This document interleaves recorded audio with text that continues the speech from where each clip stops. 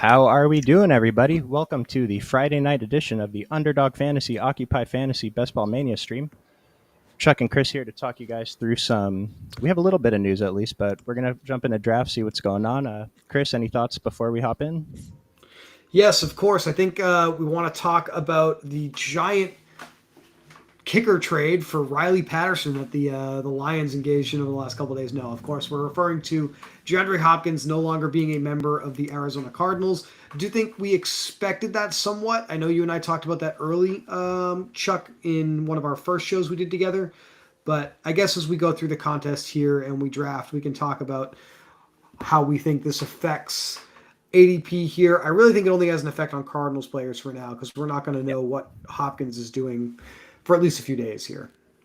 Yeah, I don't think it should affect anyone else, but of course, people are speculating where he's going to go. But there's not going to be a meaningful impact on anyone else's ADP. But so, like Marquise Brown is the obvious player that probably is going to jump up a round or two in ADP, and then I think Rondale Moore should probably jump up multiple rounds since he's going so late.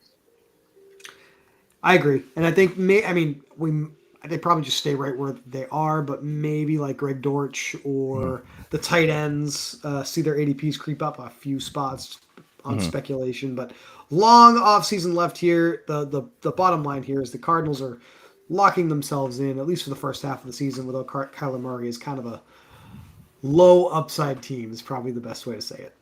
Yeah, a lot of questions on Kyler Murray, and now is it even going to be excuse me? Is it going to be necessary for him to come back if they're just not competing? So, Yeah. I'm going to go ahead and jump in a Best Ball Mania draft if you want to draft along with us.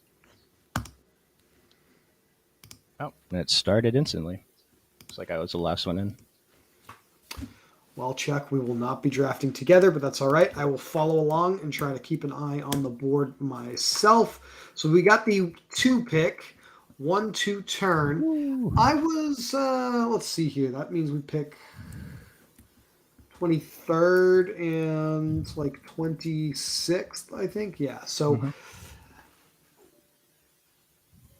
it's early. I think it's a little bit of a reach, and I don't know if we're going to do it tonight. Obviously, it's your team, so it's up to you.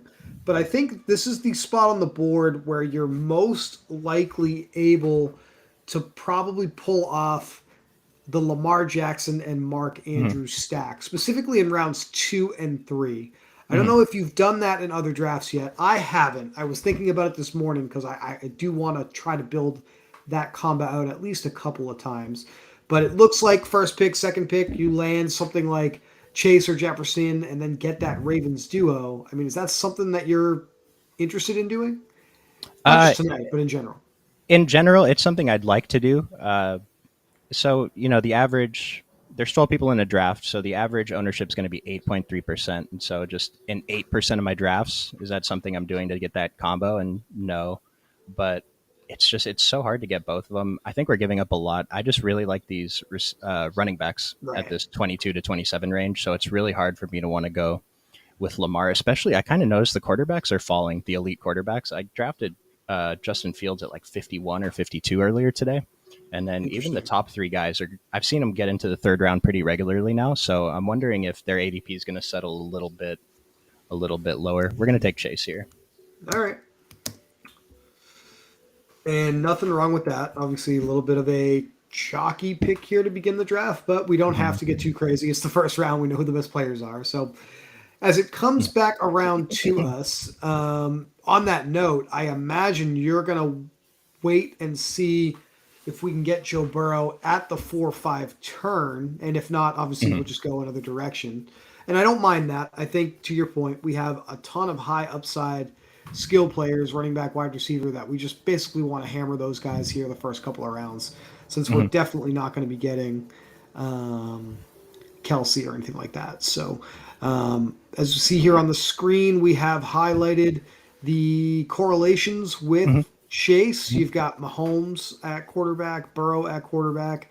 Probably not getting Patrick Mahomes, but I definitely like the graphic overlay there for sure. Sorry, I was thinking about this earlier. It's kind of interesting having Chase here at the 2, and then let's say Mahomes and T. Higgins are available here. I think a lot of people are taking T. Higgins. I like taking Mahomes sometimes. I'm not sure if I've done it yet, but just the idea of it sounds good for that Week 17 correlation. But so with T Higgins, it just if I don't get Burrow at 47, I feel like it's a disaster because I'm not taking Burrow at 26. I think it's too early, and I've seen him Mhm. fall to this spot like you were just saying pretty regularly. So with T Higgins, it's kind of a decision here because let's say he's well, we'll see what happens here, I guess, and then I'll talk about how to try to predict what the people around us are going to do. Yeah, we got to keep an eye on, I guess, the positions that they're selecting if we think they're Mm. somewhat predictable. And a lot of badges on your end of the draft board. The other end of the draft board, a lot more inexperienced players. It looks like, at least in theory, on inexperienced underdog players. So might see things deviate from expectation on that side of things. So we'll see how it shakes out. Now, it is Memorial Day weekend. We may have a lot of people watching our shows for the first time, but not just watching our shows, getting into the draft lobby for the first time. Mhm. In your experience, Jeff, because I know you've been playing on Underdog for a couple of seasons now, Mhm. can you recall a time of the year where you feel like, I guess for lack of better terminology, there is easier competition to draft against? Are there more fish at this point in the year to play against, or closer to when the season starts? Um, I would say that specific question towards the season starts, but Okay. so there's just going to be more players, I think, towards the start of the season that didn't even take the time to do just basic research into general roster construction and things like that. But players drafting now, they're probably more informed, but I do think that they're still making suboptimal decisions, like as a whole. But I would say probably right before the season starts is if you're looking for like the best edge, I guess, looking for to draft against the least experienced players, draft in Right. the middle of the night, close to the start of the season. Probably good advice and not actionable for at least another 3 months. But Yeah. at least we're giving the people the honesty here, Chuck. So Amon Ra still going here solidly in the second round, and I think I mentioned it at least once a week when we do shows together. I think he's worthy of being considered a first round pick at his Hmm. workload Hmm. in that Lions offense. So, like you, I am more than happy to smash him here in the second round. Fortunately, in a spot on the board where he was just never going to make it back to us, though. No, I did. I had an interesting one the other day where I got Kelsey and Amon Ra, and that was the first time I had that combo. Just Kelsey usually goes earlier, and Amon Ra doesn't fall to like 18. So, So we've got Kelsey Mahomes duo locked in here in this board in this 12-man pod. And I mean, there's never really, you're never going to hate that start. But to your point at the beginning of the show here, you are absolutely giving up so much at running back and wide mhm. receiver when you do that. Yeah. And one thing about this duo specifically, I'm pretty sure this is going to be the highest owned combo in the entire tournament. Travis Kelsey and Patrick Mahomes. So Mahomes was available when I had Amon Ra that other time. I took Amon Ra just to get a little bit different there. And so now it's a situation where T Higgins is here. Um, I'm not sure what I'm doing here. What would you do here? I think I would take T, and I would try to Hmm. hope for Burrow to come back. I think we had a similar outcome in one of the drafts we did together last week, Chuck, where I think you went Josh Allen here actually Hmm. and Hmm. played for a little bit of a different combination. So Hmm. I guess maybe just from a content perspective, I think you were teeing yourself up to talk about what you do with this start if you don't get Joe Burrow falling to you. So I don't know if you have any specific thoughts on what your strategy is going to be if that is what happens. Well, we're definitely going to try to get at least one Kansas City player, if not two, towards the end of the draft. But so the thing with T. Higgins here, so we took T. Higgins, so there's really no reason anyone should take Joe Burrow before pick 47 when it comes back to us, right? Because I'm not taking him at 26. And so when I was talking about passing up on T. Higgins, let's say the guy in the three spot took him instead of Devontae Smith at 22. When Joe Burrow's coming back, like that guy could take Joe Burrow at 46, and we're blocked from getting him. So like passing up on T Higgins if he's available with Jamar Chase here, I'm not sure about it. Just let's say the one slot takes T Higgins, then we're still going to get Joe Burrow before him, and we saw he took Jalen Hurts anyway, so maybe it wouldn't have been a thing. But just considering like we see people take a naked T Higgins all the time, but or I'm sorry, naked Joe Burrow, but Mhm. I just think it's kind of a disaster if we don't get Joe Burrow with this start. Yeah, Um, I have no interest in Burrow without at least one of those guys personally. So you and I yeah. are on the same wavelength. Are we going Derrick Henry or Ramondre? Probably Henry. All right, let's do it. Um, yeah, I'm leaning into my projection there. So for me, it's Henry every single time. Like, Pretty close. In ADP, very, very, very similar. 26.7 for Henry, 28.3 for Stevenson, Mhm. but should not. We don't really anticipate the usage for either one being dramatically different this season, but I don't know. Mhm. Let's squeeze whatever is left out of Derrick Henry here in 2023 is my thinking. I like So it. he comes off. Josh Allen comes off. There's Lamar Jackson. I did a draft. I want to say off air last week where I did similarly to you, Chase Higgins first couple of picks, and I saw Burrow go in the fourth round to an owner that had taken three consecutive running backs before drafting Joe Burrow. Just absolutely infuriating. It's always and it's certainly possible it could happen to us here, but I feel like if you take Joe Burrow without either of those two guys on your roster, you better be planning on getting, Tyler Boyd, Irv Smith, right? Like you can't just realistically roll a naked Joe Burrow and feel like you have a chance in this type of Mm-mm. contest. At least I don't think anyway. Well, so it's a little bit harder to see during the regular season, but when it comes to the playoff weeks, exactly what you just said becomes really apparent because you have Joe Burrow, and let's say he throws for 3 touchdowns, you don't have any of the guys that caught the touchdown. It's just that's what Right. like you and Brian were talking about the similarities to DFS. We're trying to get as few things correct as possible, right? And it's kind of the same thing. Quarterback throws 3 touchdowns, you have his receiver. Hopefully, you got two of them. So we have obviously week 17 combos to consider. Chiefs, Bengals, probably if not the best game environment, definitely one of the Hmm. top three game environments that weekend. Bengals correlation, although also with the Vikings and the Steelers in weeks 15 and 16, Hmm. respectively. Tennessee, we've talked about together before. Two games against the Houston Texans in weeks 15 and Hmm. 17. Henry historically just smashing the Texans on the ground Hmm. throughout his career. And then a week 16 matchup with the Seattle Seahawks for Derrick Henry. So those are some of the secondary correlations we can consider here, Chuck, in the playoff weeks. Tennessee with Seattle, and then Cincinnati with Minnesota and Pittsburgh. I'm sure you knew that, though. Okay. Well, the fun thing is really when we get these correlations where, Derrick Henry correlates with this guy in week 17 and someone else on our roster week 16. And we just, we have all the correlations going and we don't even realize it. I mean, that's what I've been doing drafting this early, just maximizing correlation and ADP value.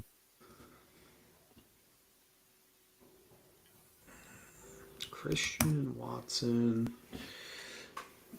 All right, we are in round four. Every pick brings us closer to the exciting possibility of pulling off the double stack here. Debo's still a guy I don't think I'll click on all season. Like I finally took a share of Christian Watson. I took Calvin Ridley once this week, but Debo, I can't imagine I'm gonna purposely pick him a single time unless he falls to like pick 50. But I haven't seen him fall. I was pretty high on him last year. Obviously, missed Hmm? a bunch of games due to injury. And it doesn't feel like his ADP has fallen enough to account for Mm-mm. that inefficiency. I think that's the issue. Very high upside player. We know what he's capable of, but I just feel like the sticker price is a little too high right now. Yeah. All right. Walker has not been drafted. I'm talking about Kenneth Walker here, but his Hmm. ADP has dropped about 2 rounds since we started doing shows together Mm. at the end of April. Wow. Yeah, that was an easy one to spot coming for Hmm. sure. Almost in the 50s now by ADP, but an interesting group of players he's now being mixed with. Miles Sanders, J.K. Dobbins, Joe Mixon, who's now in the high 50s for ADP, was going around pick 80 at one point. Yeah. Very interesting movement at the top of the running back board.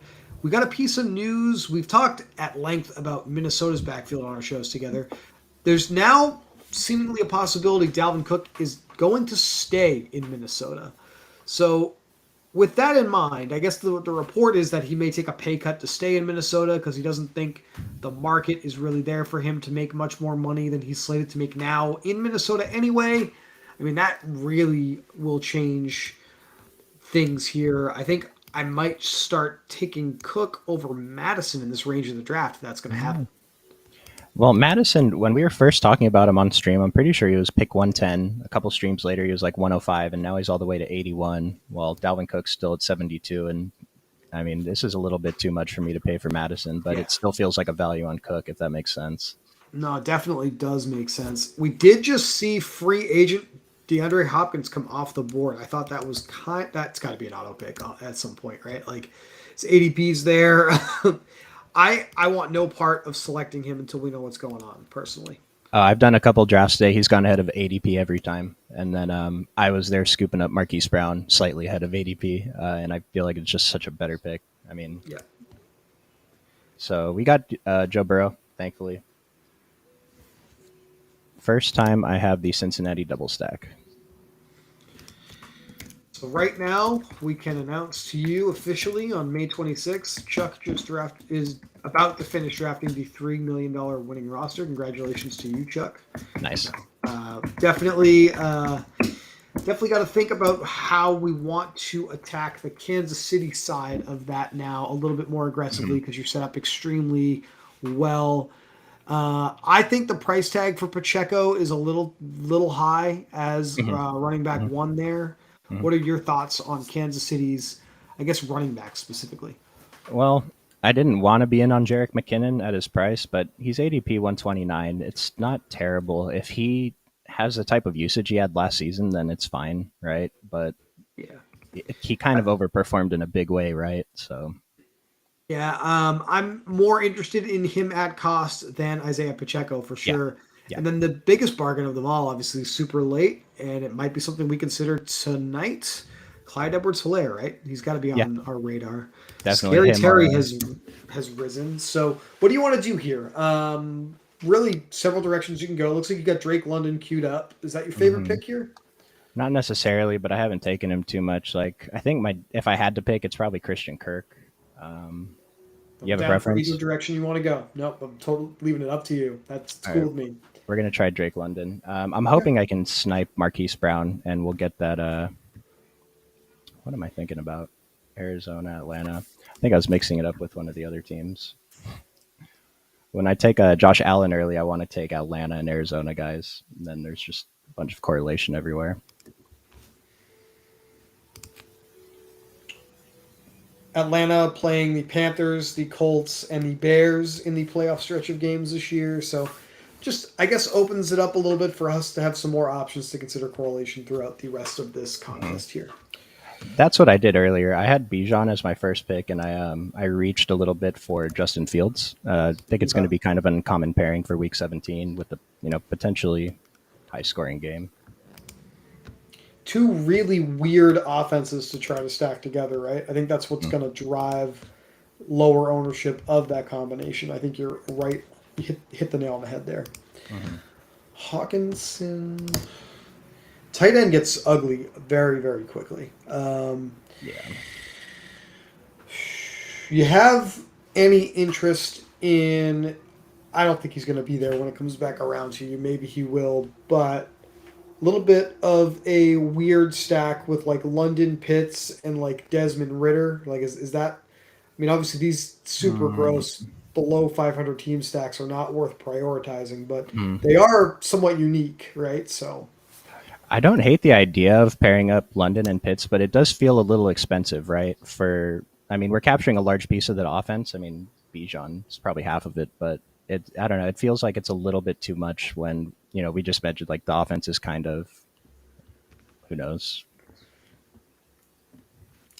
they're clearly locked in as one of the lower upside offenses in the league, according to Mm-hmm. like betting markets and everything like that. So I definitely don't want to overpay when there's other high upside options available. Tight end, I have not been high on. Speaking of, I guess the tight end market with Kyle Mm-hmm. Pitts, some stories starting to emerge by OTAs that Darren Waller looks poised to be not just obviously the TE1 for the Giants, but maybe their primary receiving threat in Mm-hmm. general. Mm-hmm. If that is the case, then we have to probably start selecting him a little bit more aggressively while he's still being drafted in the 80 pick Mm-hmm. range. That Mm-hmm. definitely seems like a bargain for right now. I think he's a great correlation stacking candidate when you pick up maybe Jalen Hurts or Cooper Cup with one of your first picks. His week 16, 17 games both look pretty great. Sanders comes off the board. You have a 1-1-3 right now, Chuck. Hmm. Obviously, a long way to go until it comes back around to you. But where's your head at? Are you thinking about a specific position, or are you still just waiting to see how the next 6 to 8 picks go? I think most of the time, I mean, I prefer these receivers versus the running backs, but player like just right now, based on the things that we know, but like Dalvin Cook could smash, DeAndre Swift has a path to smashing. Isaiah Pacheco, we talked about, we're out on.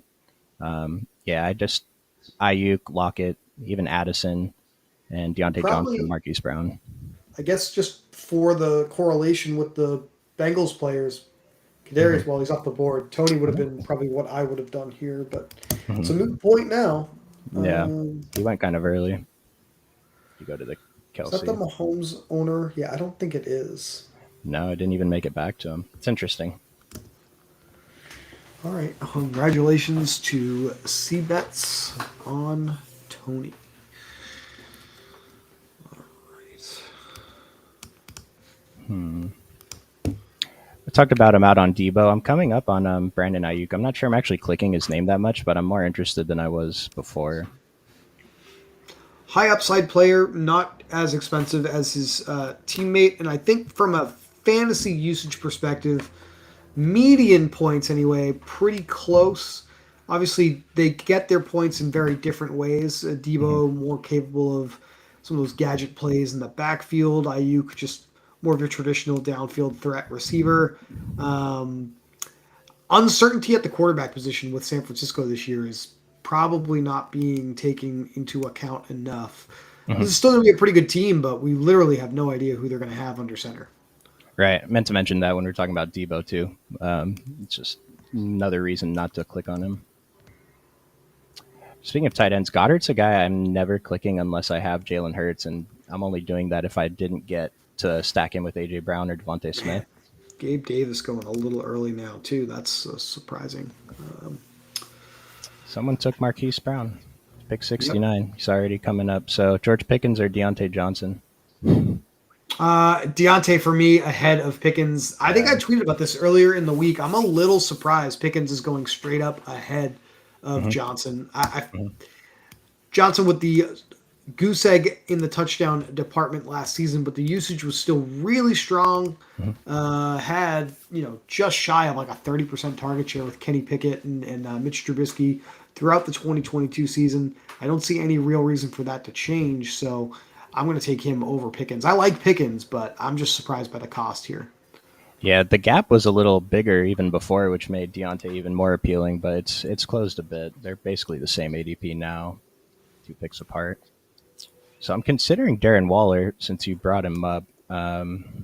Like if I didn't have Deontay, maybe I'd go for Pickens, and then Traylon Burks. For some reason, I just cannot. I don't know. I can't get to him right now, and the uncertainty with these running backs. Do you think there's a better pick than Darren Waller? I don't hate Waller at all. I think that's probably a fine pick here, and we probably need to do something at running back before it comes back to us in Mm-hmm. rounds eight and nine. Here, he's probably a fine pick here. So let's lock in Waller, and then we'll see how the board falls to us when it comes back. Mm-hmm. And I like this team. I think it's a pretty Mm-hmm. unique combination here. I guess the only other thing I would have considered for correlation, because we already agree the cost is too high, was maybe Pacheco. But I Mm-hmm. think Yeah. that was a much better selection there going with Waller. Um, we're gonna be what, pick 95? So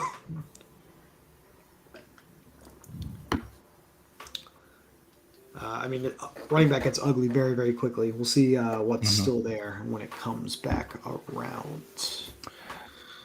James Conner, do you? I like his ADP is probably going to jump a little bit, but I don't think it should at all based on the Hopkins news, or maybe slightly. But I have a feeling it's going to jump more than it should. Like he's already such a good value. I don't know why he wasn't higher before. Yeah, I mean, that transaction shouldn't have a tremendous amount of impact on the touches we expect for James Conner. The point that you just hit on is the one I agree with. His ADP is just already a little too low in general. At least we think Hmm. it is. Hmm.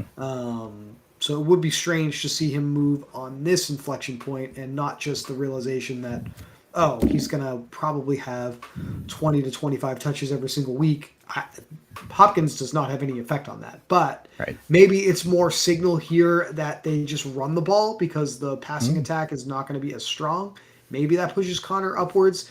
I'm still interested in him. I'm interested in him for maybe another like 1 to 2 rounds, even if he starts rising, because I think he's Mm-hmm. got top 10, fantasy running back upside here this season. So this spot is just way too low in general to me. Same. Yeah. Yeah. If I don't take an early running back, he's one of the guys who, when I get, I'm pretty comfortable with him if he's one of my top guys.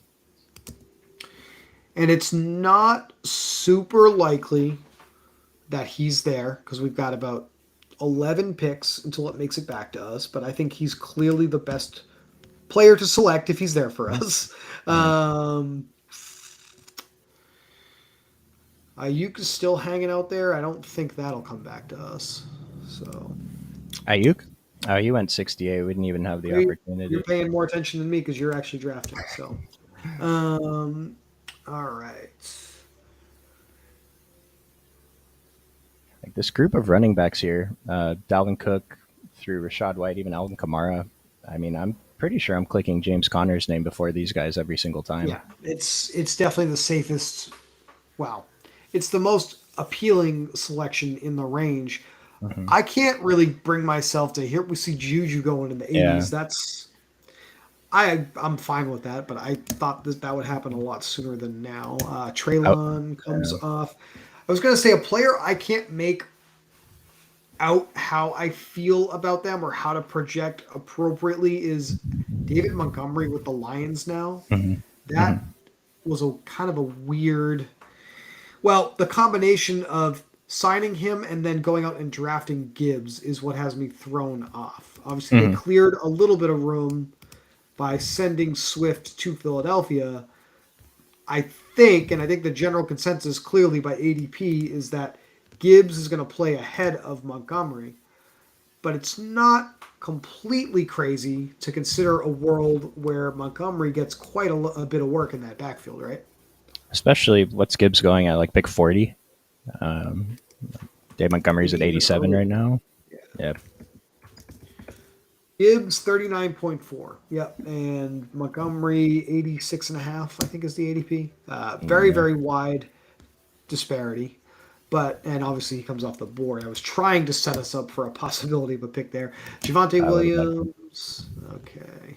Connor. So that's the running back run. Um, Running back is ugly here. James Cook. I leave it up to you. I do not have a preference what we do here. I'm interested in Zay Flowers. I haven't drafted him that much. It's a few picks past ADP. There's none of these guys have a correlation with my team. I might consider Charbonnet with this next pick if he's still there. But I'm pretty sure I'm just going to go Zay Flowers. All right. Cortland Sutton. I think Cortland Sutton's a value, but I still want to pick the other guys before him. I'm taking Jamison Williams over Sutton too.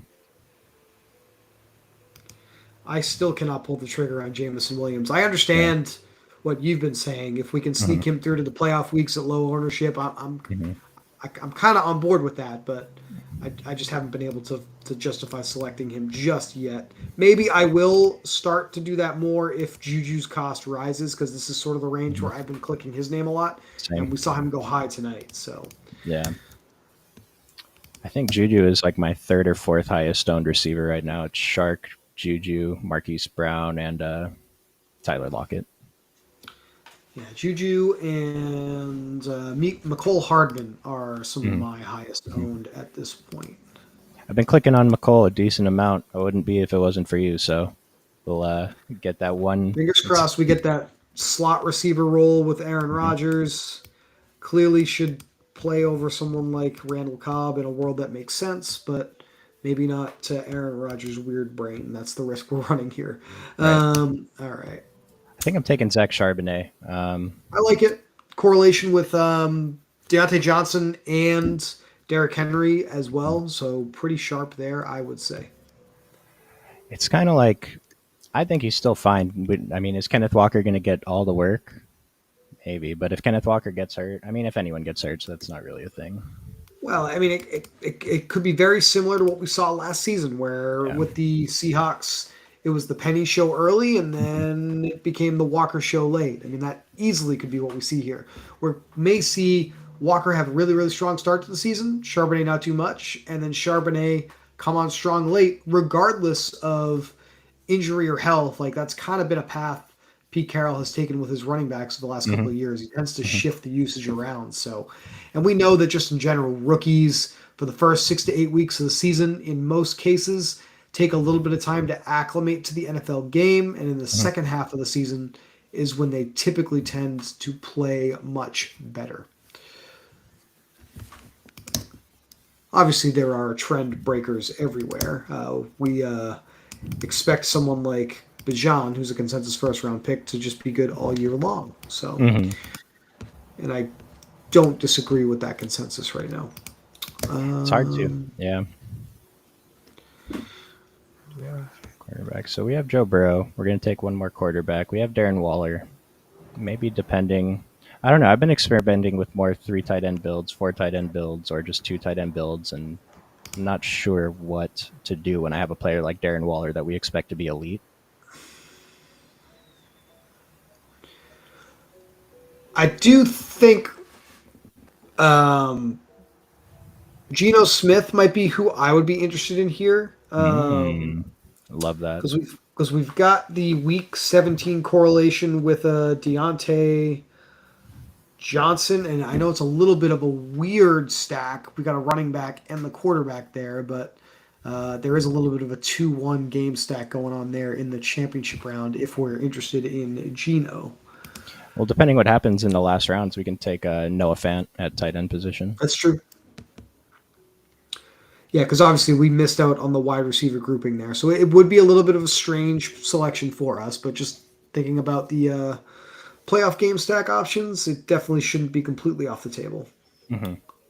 And Gino, he's probably going to be my highest owned quarterback by the end of draft season. Just his price to where his expected production is going to be, to me, it doesn't make sense. Um, Still comfortably ranked third in that wide receiver room, and I think that's probably fair. I, all the speculation on DeAndre Hopkins is link him to all the best teams in the NFL. It's Twitter's a disaster right now. It's like he's going to be playing on the Chiefs, he's going to be playing on the Bills, he's going to be playing on the Eagles. Like that's why I'm just not interested in really speculating on what's going to happen with ADP on those other teams because it's just a fool's errand right now. Mm-hmm. Um,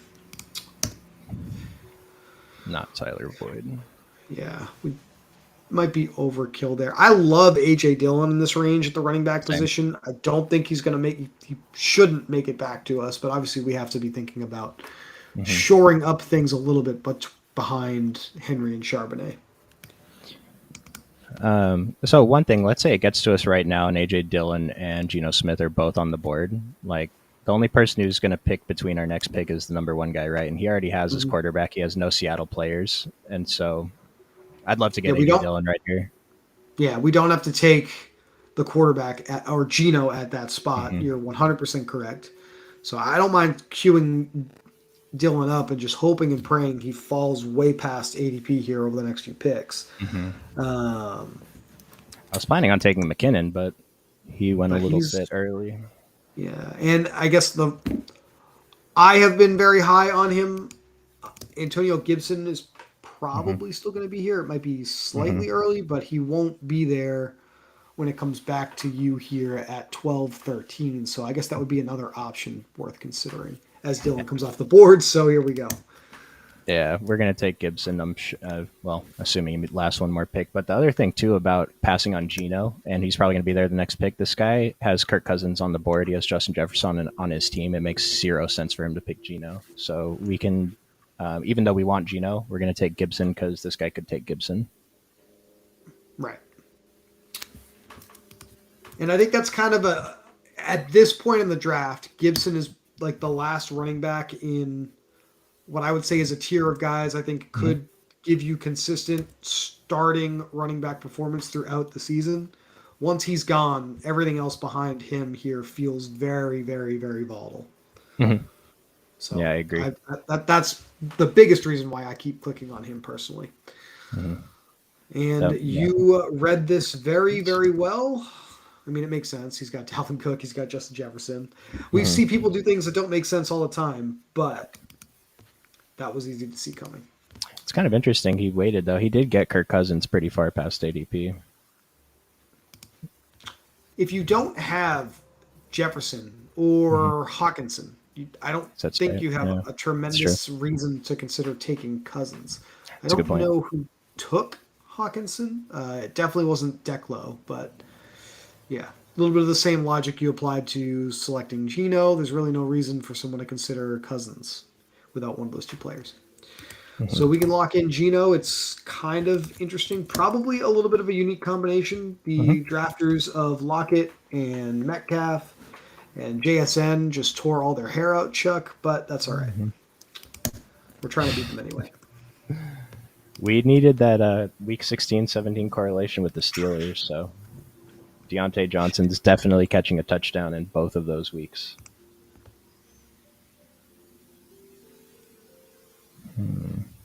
Any interest in Rashi Rice? It's high risk, high reward, really, with all of these Chiefs Hmm. receivers. Obviously, they liked him enough to select him pretty early on in this year's draft. So we have to be interested in him in that regard. But I just wonder if he's a little bit of another player who goes right around here. I wonder if he's like Sky Moore 2.0, where there's a Mm-hmm. ton of upside there, but he doesn't get really an opportunity to flash it until late in the season. And in this type of contest that we're playing, that doesn't really do us any good. Hmm.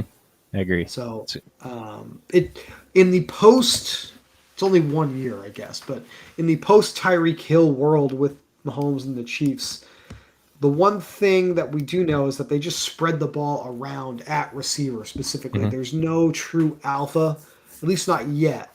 Could Rice be that guy? Maybe.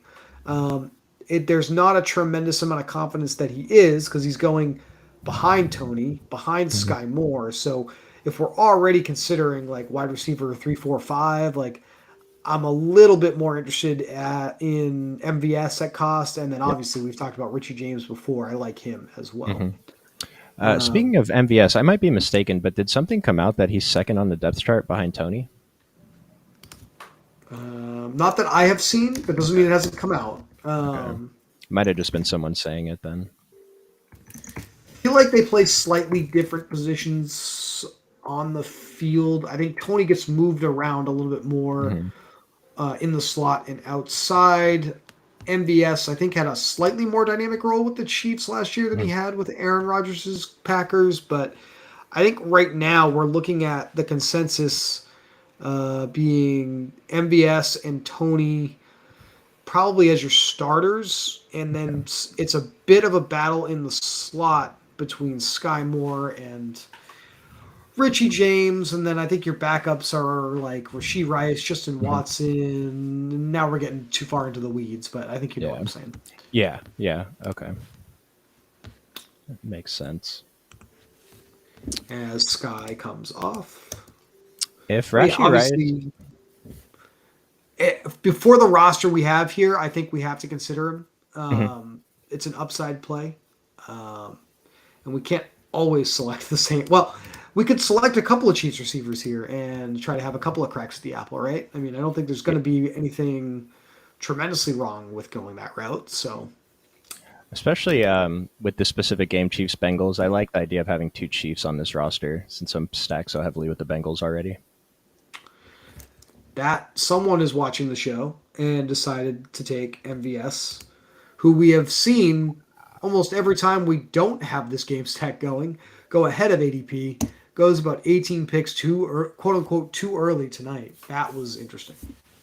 That's the earliest I've ever seen him go for sure. Yeah. But I'm not saying it's a bad pick. It's going I for a think little that chip stack. one, well, I think that guy is the Mahomes owner. So, Oh, and okay. So that makes more sense then. he's got McKinnon. He's got quite a chief stack brewing. I would have wanted to have Tyler Boyd. I think I probably would have taken Tyler Boyd ahead of. Oh no, yeah, I would have tried to take him somewhere. I think. my Chiefs stacks. When I miss out on T. Higgins and Jamar Chase, it just Tyler Boyd, unless you get Joe Mixon, I guess, but it's the next reasonable guy. Well, it looks like we're going to be dumpster diving for our Chiefs bring back. That's all right, though. We'll make it Mm-hmm. work. Mm-hmm. I think I'm going for Nico Collins here. We have Derrick Henry. Might as well take the projected number one for Houston.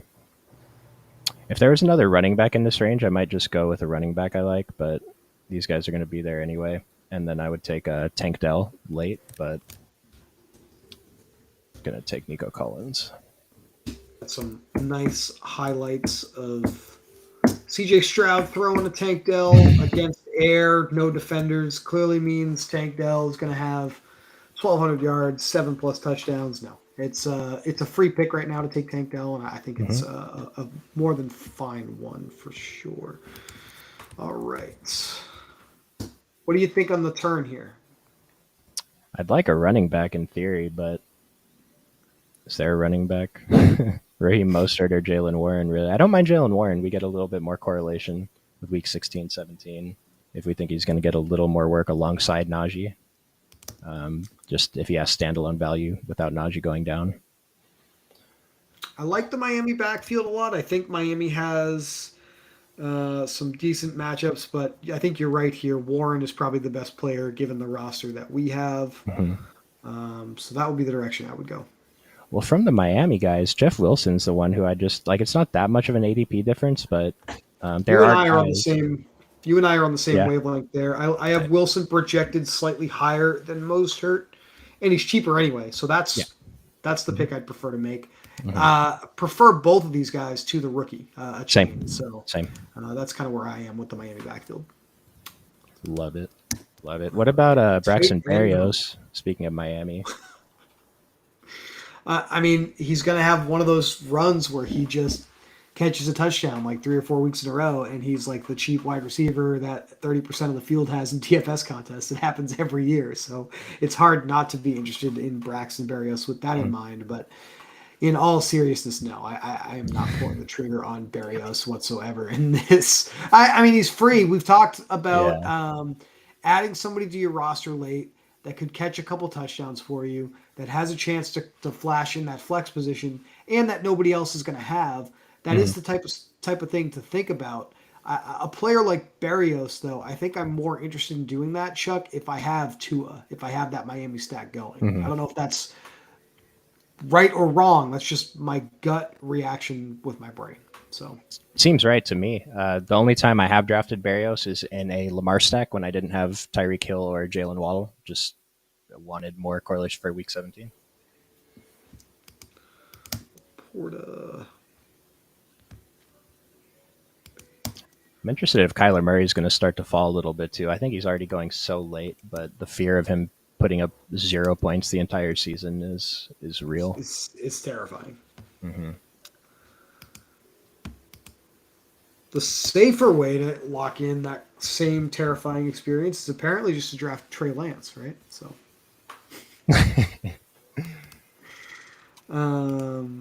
Irv was kind of an interesting player to add on to the Bengals stack if we wanted to. All right. So what are we looking at? We got Jalen Hyatt as the best available wide receiver. We've got Mostert at running back. Stafford at QB. It's getting thin out here. Yep, as it usually does. I've been really liking just punting the last 2 rounds tight end, so finishing whatever else I'm going to get. And we already have Darren Waller, so just last 2 rounds, whatever best tight ends, and just get the running backs and wide receivers that are still reasonable. Mostert. Now, on the last show, I drafted with Brian. We drafted in that Poodle contest, the 20 max. That's what Brian wanted to play. Brian is on the opposite side of you and I on Jaden Reed. He actually was a little higher on Jaden Reed. I think part of the thinking there is, probably should mention this at least once during our show, we have the new Underdog ADP tracker on OccupyFantasy.com, and we noticed in the tracker, Chuck, that Jaden Reed has one of the largest ADP jumps over the last 7 days, because that's the time period we're tracking. His Mhm. ADP has gone up by 9 picks. The only players with a higher rise relative to their cost a week ago: Jerome Ford with the Cleveland Browns and Tank Bigsby with the Jacksonville Jaguars. So quite a run up the board for Jaden Reed right now. This happened last year with Dubs and Christian Watson, like more so Dubs, but that was after we got reports out of camp with his rapport with Aaron Rodgers, right? And he doesn't have Aaron Rodgers, Jaden Reed, and so Right. that I don't know. I'm not interested. Maybe something I, comes out that changes my mind, but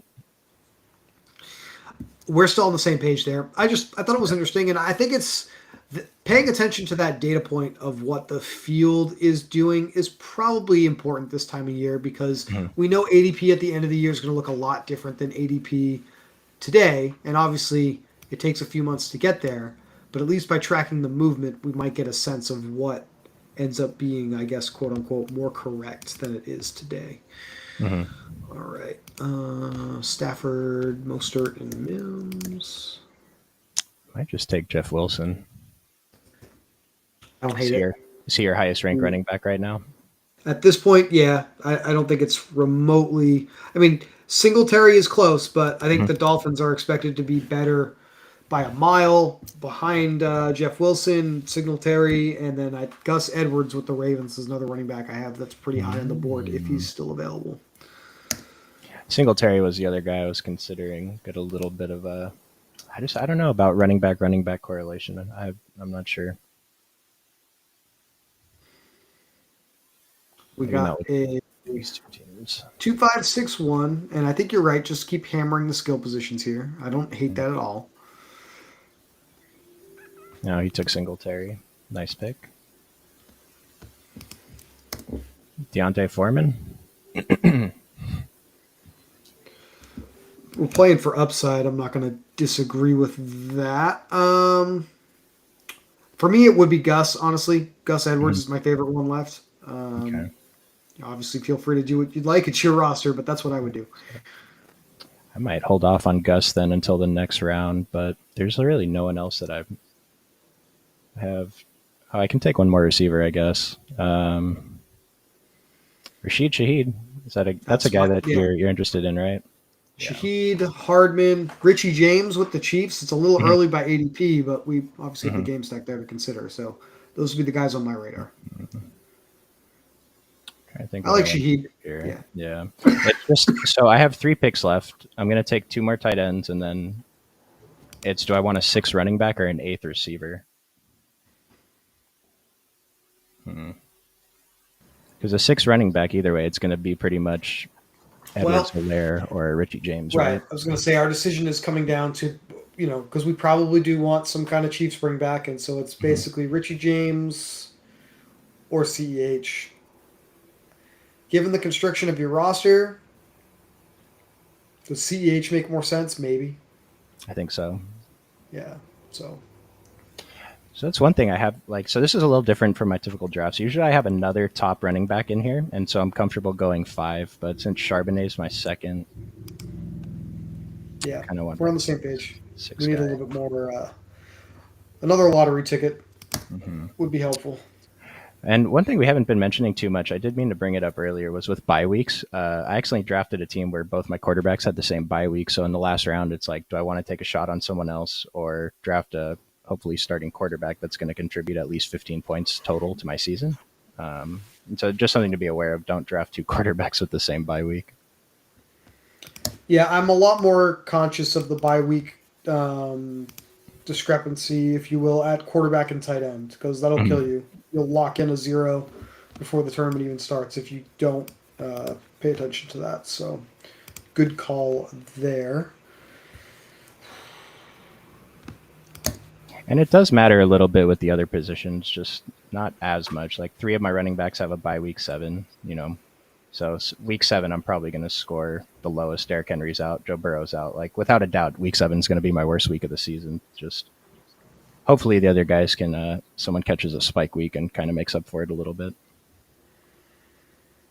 Because it might not sound like much, but you're going to have teams in third place by 2 points. Mhm. So those 2 points to advance are huge.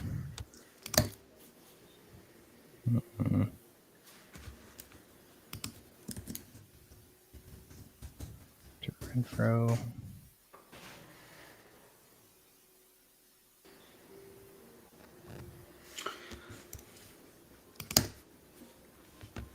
A quite a fall from grace for Mr. Renfro here, going this late in drafts. The usage wasn't great last year. There's no reason to expect it to improve dramatically, but obviously Myers and Devontae Adams considered to be way better receiving options in that offense. But the absence of Darren Waller does, I think, make three wide receivers viable in contests like this. No more Mac Hollins. He's in Atlanta now. So I just think Renfro is clearly the big loser of that Myers signing. I agree. Um, are you interested in Jacoby Myers at his ADP or no? I'm If not. I'm trying to stack, the only team I think I've considered him on are teams where I've got Anthony Richardson and I'm looking for bringbacks in Week 17. Okay. I don't Okay. really like him as a standalone wide receiver at his cost because it Yeah. just feels like Adams is going to get everything, right? Um, Yep. that's kind Yeah. of how I think it's going to go. Sam Howell. Okay. Hmm.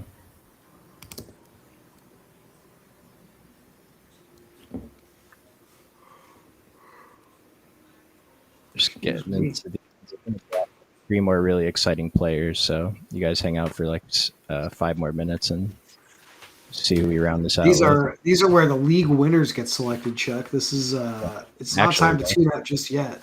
Um, Obviously, the top tight end on the board. Maybe not the most exciting thing to say here, but I don't. I like Gesicki a lot. I think the upside is certainly there. Obviously, Hunter Henry in the last round for the Patriots at tight end is pretty mhm. good. Just got to keep an eye on week 13 as a landmine to avoid with Waller there at tight end. Mhm. But we might just, I don't know. I think we can probably just go by ADP here. I don't really Mhm. disagree with the order of it as far as rankings go. Noah Fant, I guess, with Geno Smith, we probably should be interested in, right? Yeah, I'm gonna take him with my well. Okay, so this is another thing too. Like Geski's ADP 193, but we're indifferent between the rest of these, right? The two players we want right now are Yeah, Clyde Edwards and Noah Fant. So right. let's just lock these two So let's guys up. just lock it in and have, a stacking partner for Geno anyway. So Hmm. Hmm.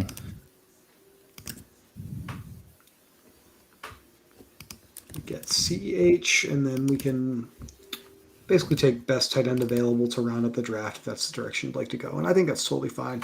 Sets us up for a 2-6-7-3, which is definitely one of the more common build structures that has a pretty solid, at least historically in Best Ball Mania since the contest opened 3 years ago, has had a pretty solid, I think, success rate in these contests. Hmm. Yep. If you're looking for just the baseline roster construction, this is probably it, or close to it anyway. Something with plus or minus one from these positions, probably good. Mm-hmm.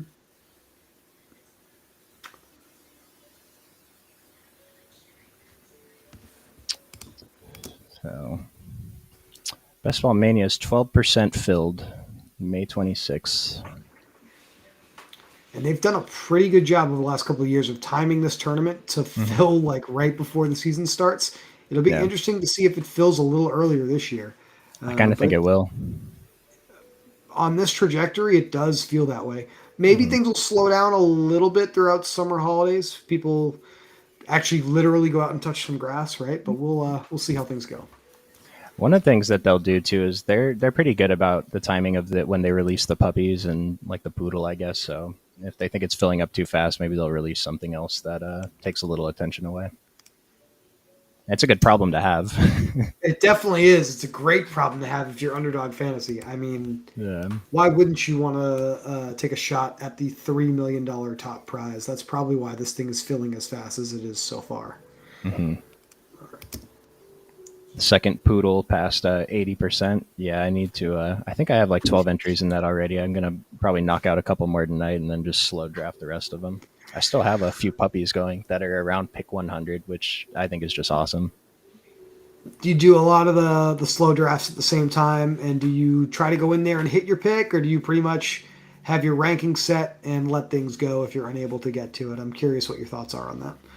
So when the puppy was closing, I entered a bunch of slow drafts with the plan to enter a bunch more, like the next time I sat down on my computer, but it filled before that. Kind of just I'm making picks 3 weeks, 2 weeks after the contest closed. So with information that 90% of the contest doesn't have, right? But I'd like to have, I don't know, 20 to 30 slow drafts. I heard, so reigning WSOP player of the year, Dan Zach, he's pretty into best ball, and he did a stream with one of the previous best ball mania winners, Liam Murphy. And he Mm-hmm. said that when he goes to Vegas for the summer, he'll be in 300 slow drafts on Underdog, and he'll just set aside 20 minutes a few times a day and just make his picks. And to me, like, I'll get up to maybe 50, 60 during peak draft season, and that's just insane because you have to plan your sleep schedule around making picks.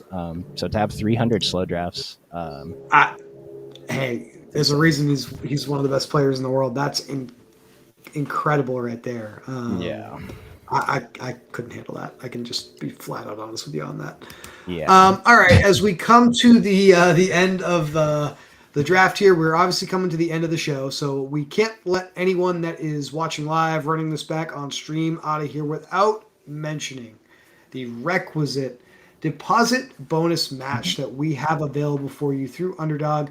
Linked in the description below the video here on YouTube. Using the promo code Occupy1, you can become a member of Underdog Fantasy and get up to $100 matched on your deposit of $100 to start playing with a couple $100 to join contests like Best Ball Mania, 20 Max Poodle. I think we just saw a 15 Max contest get Mhm. posted that I think has a $50 entry fee. So, as you were mentioning earlier today, Chuck, there are a lot of contests that Underdog keeps putting out there for anyone to consider playing, and that's why it's such a great place to play.